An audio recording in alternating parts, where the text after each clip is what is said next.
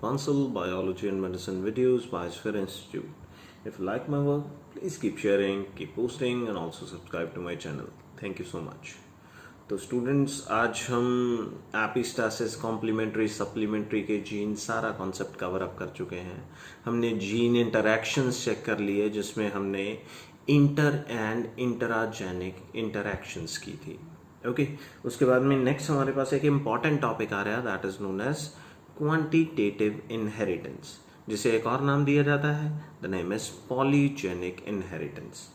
तो ये पॉलीजेनिक और क्वांटिटेटिव वर्ड कहाँ से आए, इसे समझने के लिए पहले मुझे करना पड़ेगा मेंडल का वर्क. तो मेंडल ने हमें क्या बताया था, मैं कायदे से सारी की सारी चीजें लिखते जाऊंगा, आप साथ में नोट करते जाइएगा. According to Mendel, the Mendelian traits had two forms. उसमें दो फॉर्म्स थी. कौन कौन सी form? Dominant and recessive form. Okay तो मेंडेलियन ट्रेट्स दो फॉर्म में मिल रहे थे, dominant form and recessive form. क्या हमारे पास इसका कुछ इंटरमीडिएट आ रहा था? नहीं, मेंडल के according there was no intermediate form. इसका मतलब हमारे पास क्या हुआ?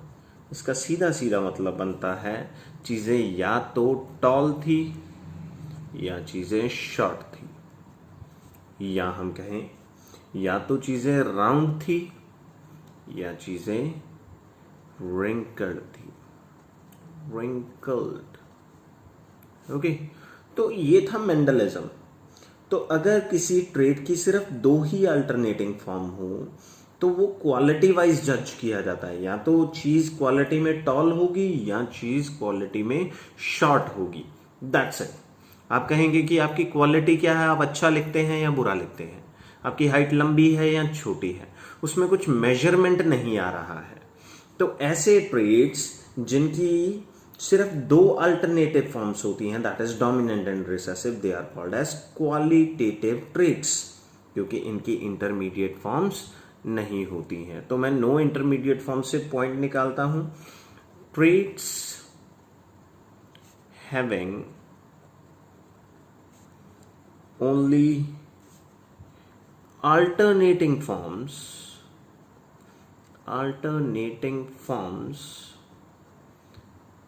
they are called as qualitative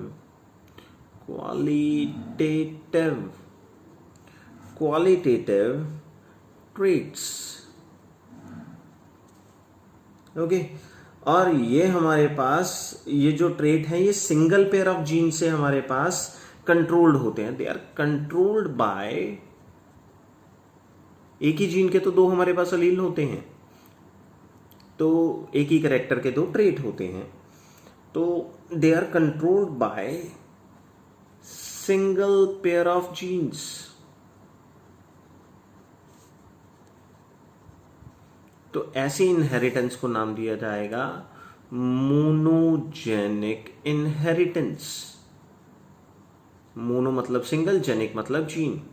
monogenic inheritance. थोड़ा स्पेलिंग का चक्कर पड़ जाता है. मैं यहाँ पे इंपॉर्टेंट चीजें मार्क कर देता हूं. मेंडेलियन ट्रेट्स के दो फॉर्म थे, डोमिनेंट या रिसेसिव, मतलब इनकी कोई भी इंटरमीडिएट फॉर्म नहीं थी. तो ऐसे जिनकी सिर्फ हमारे पास अल्टरनेटिंग फॉर्म्स ही हो, इंटरमीडिएट फॉर्म्स ना हो, they are called as qualitative traits. और अगर सिंगल ही जीन अवेलेबल है तो ये कौन सी इनहेरिटेंस हुई? ये हुई monogenic inheritance. I hope this is fine to you. Okay तो अगर मैं यहां पे बट लगा देता हूं, but take the case of human height.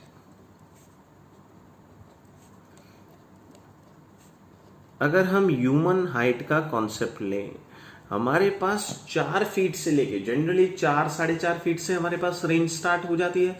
चलिए आप कहते हैं मैं 5 फीट से ले लेता हूं. 5 फीट से लेके 6.5 फीट तक हमारे पास रेंज ही रेंज होती है.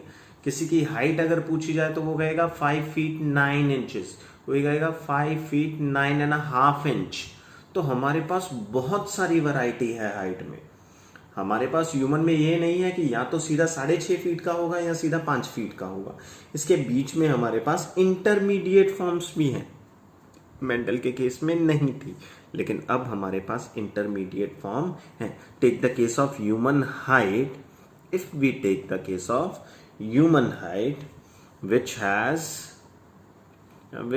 have many varieties,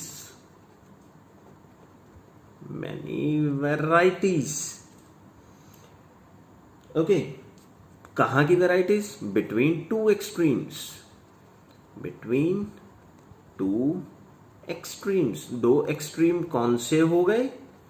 एक हो गया टॉल और एक हो गया शॉर्ट। यानी कि टॉल में मैं जनरली जो लिया जाता है 6 फीट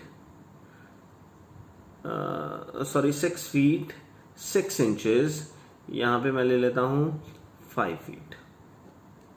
ओके, तो इन दो एक्सट्रीम के बीच में मेरे पास बहुत सारी वैरायटीज हैं, बहुत सारे ट्रेड्स हैं, बहुत सारी वैरायटीज हैं।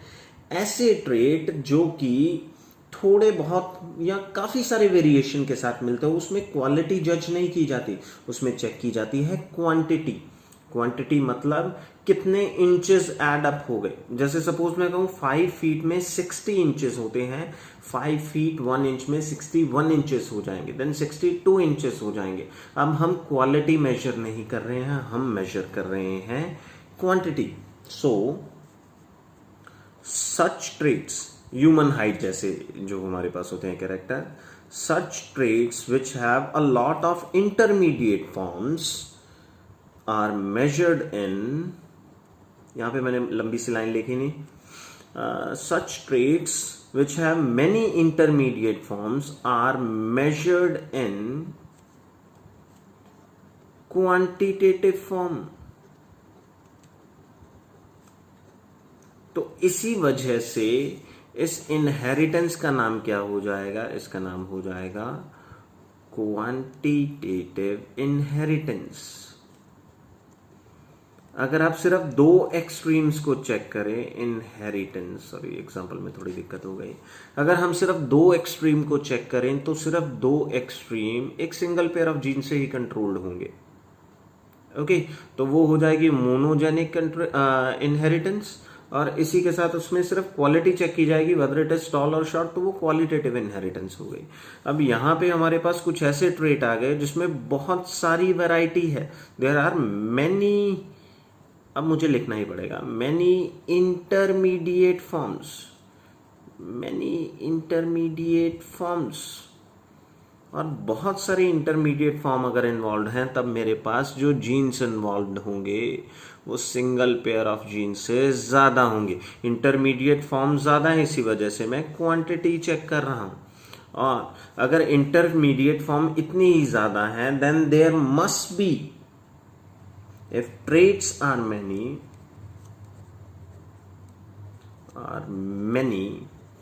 that means genes are also many।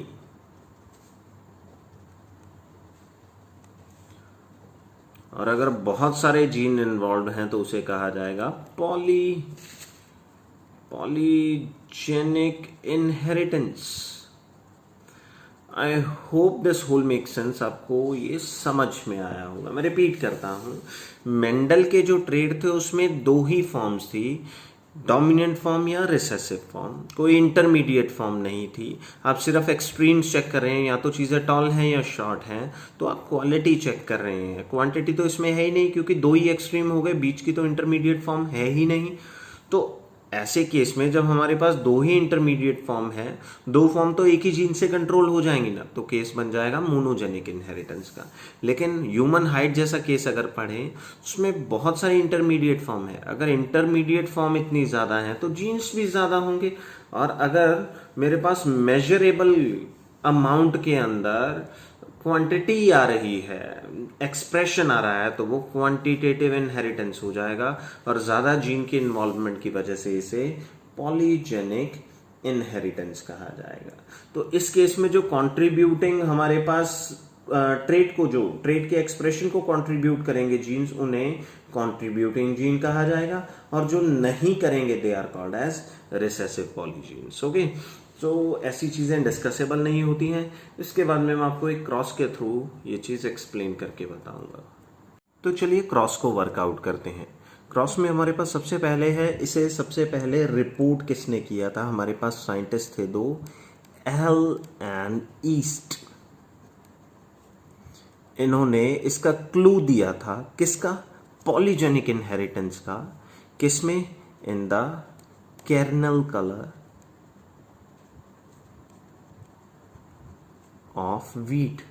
Wheat के जो दाने होते हैं उनका हमारे पास केर्नल कलर कैसा होगा। ओके, इसमें कितने जीन इन्वॉल्व थे? हमारे पास 2 पेयर्स ऑफ जीन्स थे, 2 पेयर्स ऑफ जीन्स थे। और ये जो 2 पेयर ऑफ जीन्स थे, इन्हें मैं ए एंड बी कहूंगा। तो जो ए था, इसके 2 फॉर्म्स थे हमारे पास, capital A and small A, और बी के हमारे पास 2 अलील थे, that were capital B and small B. ये तो मैंने नंबर ऑफ जीन्स लिखे। अब अगर हम नंबर ऑफ अलील लिखें तो इसके टोटल 4 अलील बन जाएंगे। ओके, तो ये था हमारे पास number of genes involve and character कौन सा इन्वॉल्व था। आगे है हमारे पास, इसे पढ़ने का हमारे पास गोल्डन रूल क्या होगा। याद रखिएगा, ये आपके लिए बहुत ईजी हो जाएगा अगर आप इतनी चीज याद रखें।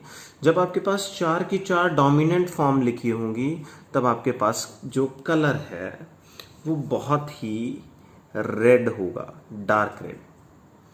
अगर मेरे पास 3 डोमिनेंट और 1 रिसेसिव फॉर्म हो, तो मेरे पास कलर जो है वो मीडियम हो जाएगा, रेड से थोड़ा डाउन जाएगा। उसके बाद में अगर 2 डोमिनेंट और 2 रिसेसिव फॉर्म है, तो मेरे पास कलर लेस मीडियम आ जाएगा। ये लाइट रेड था और उसके बाद में पिंकिश सा कलर आ जाएगा, लेस मीडियम। और अल्टीमेटली अगर मेरे पास 1 डोमिनेंट और 3 रिसेसिव होंगे, तो मेरे पास लाइट कलर आ जाएगा, बहुत लाइट पिंक। एंड अल्टीमेटली अगर मेरे पास सारे के सारे रिसेसिव होंगे, तो मेरे पास कलर कैसा जाएगा? कलर जाएगा व्हाइट। इतना याद रखिएगा। चारों डोमिनेंट फॉर्म के केस में रेड हो जाएगा, 3 डोमिनेंट 1 रिसेसिव के केस में medium, 2 dominant 2 recessive less medium, 1 dominant 3 recessive light colour हो जाएगा, और ऑल रिसेसिव के केस में ये वाइट कलर हो जाएगा। तो यहाँ पे मैंने ट्रिक को इजी करने के लिए क्या किया, मैंने जितने भी डोमिनेंट फॉर्म है उन्हें रेड में लिख लिया, और जितने भी मेरे पास रिसेसिव फॉर्म है उन्हें मैंने ग्रीनिश ब्लैक कलर में लिखा। तो चलिए क्रॉस स्टार्ट करते हैं। क्रॉस हमारे पास कैसे होगा आप जानते हैं।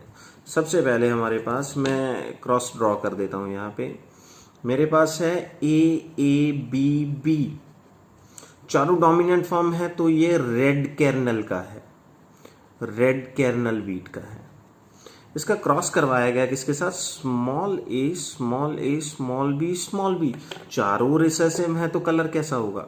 कलर होगा हमारे पास वाइट, इसका वाइट केर्नल रहेगा। तो अगर इसके गैमीट्स बनाए जाएं, तो इसके गैमीट बनेंगे AB, और इसके गैमीट बनेंगे कैपिटल A कैपिटल B। जब इन्हें साथ में एक साथ इकट्ठा कर देंगे, तो मेरे पास रिजल्ट के तौर पे क्या आएगा? मेरे पास रिजल्ट के तौर पे आएगा स्मॉल a स्मॉल b। मैं यहाँ पे लिख देता हूँ कैपिटल A कैपिटल B, कुछ ऐसा। ओके, और मेरे पास 2 डोमिनेंट 2 रिसेसिव है, मतलब इसका कलर कैसा होगा? इसका कलर था लेस मीडियम, लेस मीडियम। अब जब मैं इसकी सेल्फिंग कराऊंगा, अब मुझे क्या करना है? इसकी सेल्फ पॉलिनेशन करानी है। ये मेरे पास आ क्या गया था? ये मेरे पास आ गया था F1। अब मैं इसे लेके जाता हूँ F2 में। आपको पता है क्या करना है? इसके 4 तरीके के गैमीट बनाए। ये रहा मेरे पास बॉक्स, मैंने 4 तरीके के गैमीट लिखे। अब इसमें जो डोमिनेंट फॉर्म है मैं वो रेड कलर के अंदर लिख रहा हूँ, और जो रिसेसिव फॉर्म है मैं उन्हें ग्रीन कलर के अंदर लिख रहा हूँ। तो मैंने इसे पहले से प्री फिल कर दिया ताकि हमारा टाइम कम वेस्ट हो। चेकआउट करते हैं हमारे पास कलर कैसे बनेंगे। चारों डोमिनेंट फॉर्म है, तो कलर आएगा रेड। 3 डोमिनेंट 1 रिसेसिव फॉर्म है, कलर कैसा आएगा? मीडियम कलर आएगा। 3 डोमिनेंट और 1 रिसेसिव फॉर्म है, तो कलर कैसा आएगा? मीडियम कलर आएगा। 2 डोमिनेंट 2 रिसेसिव है, तो मेरे पास कलर कैसा आएगा? Less medium. मेरे पास इसे दिखाने का थोड़ा स्पेस कम है, ये रहा, 2 डोमिनेंट 2 रिसेसिव के केस में लेस मीडियम। चलिए मैंने चीज़ें बता दी, अब मैं सीधा फिलअप ही लेता हूँ। 3 डोमिनेंट 1 रिसेसिव, अगेन मीडियम। उसके बाद में 2 डोमिनेंट 2 रिसेसिव, लेस मीडियम। उसके बाद में नेक्स्ट 2 डोमिनेंट 2 रिसेसिव, फिर से लेस मीडियम आएगा। उसके बाद में 1 डोमिनेंट 3 रिसेसिव, ये लाइट कलर का आएगा, लाइट कलरेशन। अभी तक मेरे पास रेड हो गया, मीडियम हो गया, लेस मीडियम हो गया और लाइट हो गया। उसके बाद में 3 dominant 1 recessive, this is again medium.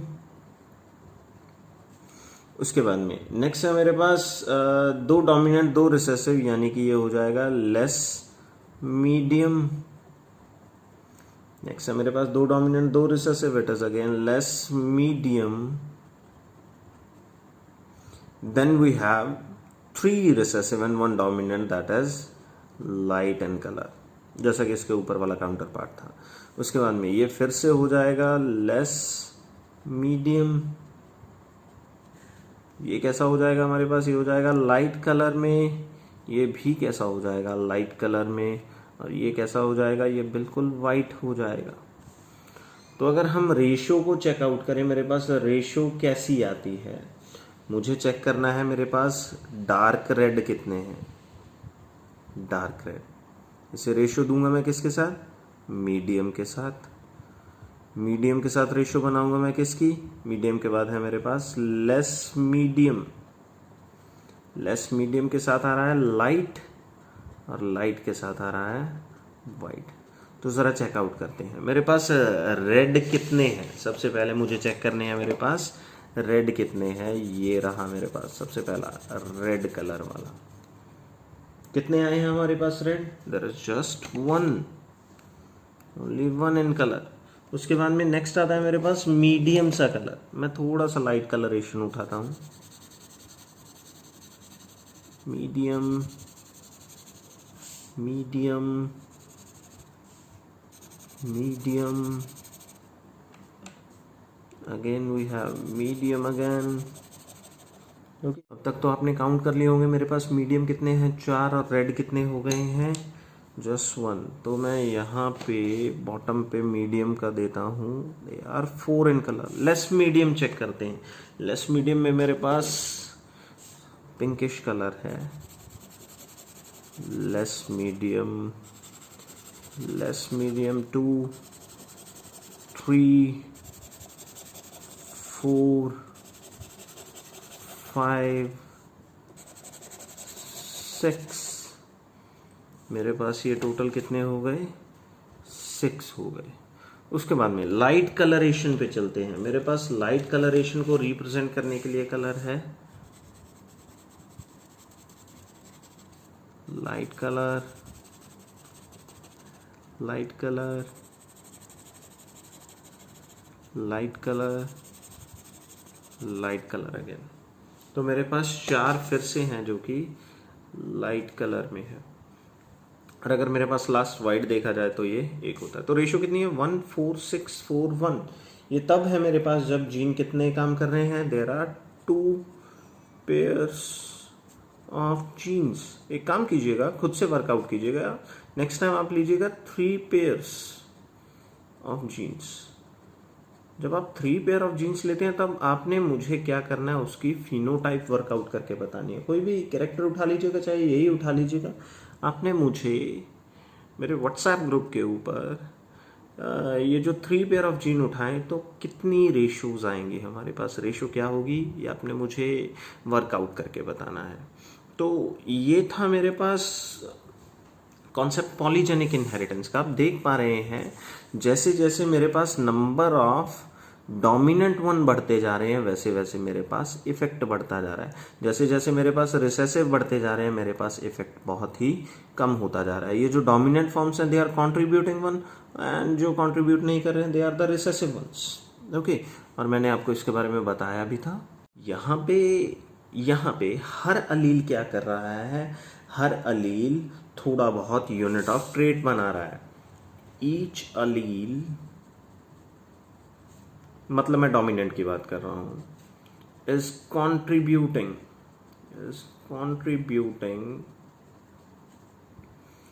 in the contributing as a unit of trait, as a unit of trait.